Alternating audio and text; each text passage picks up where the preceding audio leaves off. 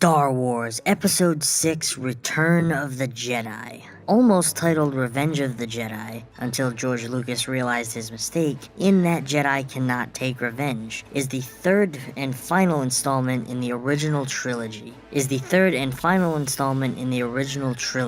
This time we find our heroes on a rescue mission to save Han from the clutches of the horrible Jabba the Hutt. After narrowly escaping a grim demise, they find themselves once again being pursued by the Empire. Darth Vader's forces pin the rebels down on the forest moon of Endor, and the rebels must band together with the moon's native Ewoks to take down the Imperial forces once and for all. But when Vader's grasp tightens further around his friends, Luke must sacrifice himself and take the final steps towards his final confrontation with his estranged father, in hopes of reigniting the light within him, taking down the evil Emperor, and freeing the galaxy from the shadow of the Empire. This film, in my opinion, came out of the gates with a crutch. It was never going to live up to The Empire Strikes Back. It was designed to be a much lighter film that had a heavy amount that was geared towards a younger audience. The journey from A New Hope to Empire took a very dark and unexpected turn.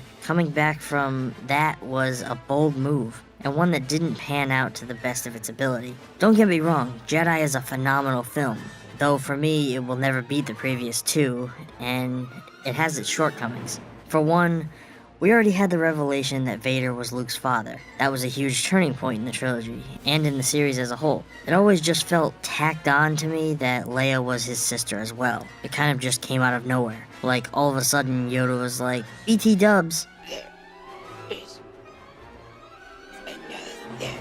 I do, however, like the idea that when this is revealed to Leia, she portrays it as if on some level she always knew, which fits the Force-sensitive nature of her character very well. Boba Fett was wasted, fed to a hole in the ground with teeth like he was just another stormtrooper for the slaughter. Even Luke's attitude at the beginning of this one never sat right with me, showing up drenched in black robes and acting like an arrogant child, but I've learned to live with that. Once again, the practical effects advanced even further in this one, giving us the glorious stop-motion and puppet animation of the Rancor, the massive multi-puppeteer Jabba the Hutt, the high-intensity final space battle to once again destroy the Death Star. Pretty much the same way they did the first time.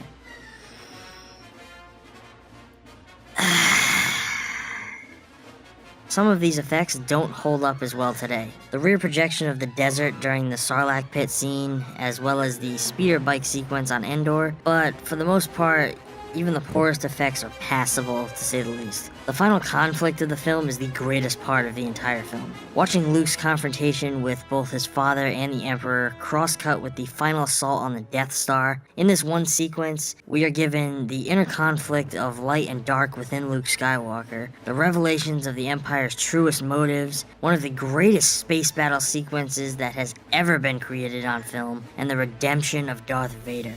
It is an emotional roller coaster of a finale that leaves you breathless. The performances from the entire cast throughout all three of these films were absolutely spellbinding, especially for the time. They captured a generation and continue to capture the hearts of millions. This film gave the world Slave Leia, the beautiful Carrie Fisher in the skimpiest slave girl outfit possible, catapulting her into the fantasies of millions of young boys all over the world, myself included. In my eyes, this was a film that was centered around closure.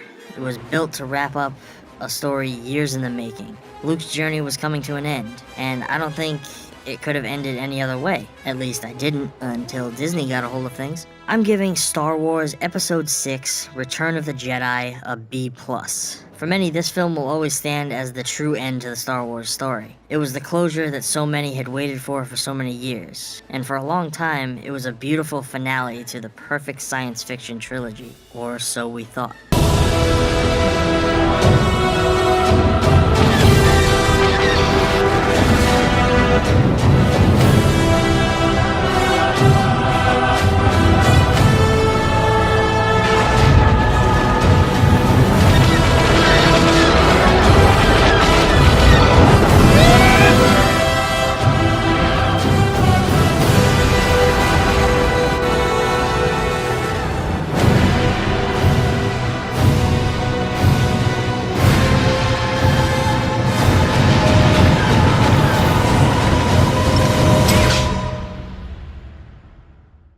If you enjoyed today's segment, feel free to click that sub button to stay up to date on all my latest reviews.